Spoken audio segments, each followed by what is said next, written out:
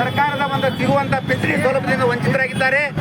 ಈಗ ಈ ಮೊದಲೇ ಇದ್ದಂತ ನಿಕಟಪೂರ್ವ ಗೌರವಾನ್ವಿತ ಕಂದಾಯ ಸಚಿವರಾದಂಥ ಕೃಷ್ಣ ಬೈರೇಗೌಡವರು ಇವತ್ತು ಆದಾಯವನ್ನು ಕೇವಲ 32,000ಕ್ಕೆ ನಿಗದಿ ಮಾಡಿರೋದ್ರಿಂದ ಈ ಒಂದು ಸೌಲಭ್ಯದಿಂದ ಸಾಕಷ್ಟು ಜನ ವಂಚಿತರಾಗ್ತಾ ಇದ್ದಾರೆ.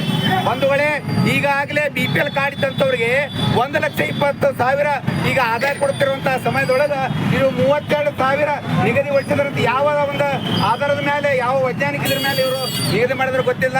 ಆದ್ರೆ ಇಂಥ ಒಂದು ತೊಂದರೆಯಿಂದ ಇಡೀ ರಾಜ್ಯಾದ್ಯಂತ ಈ ಒಂದು ಸಾಕಷ್ಟು ಕುಟುಂಬಗಳು ಇವತ್ತು ಮಹಾಶಾಸನದೊಳಗೆ ಪಿಂಚಣಿನ ಮೇಲೆ ಅವಲಂಬಿತರಾಗ್ಯಾರ.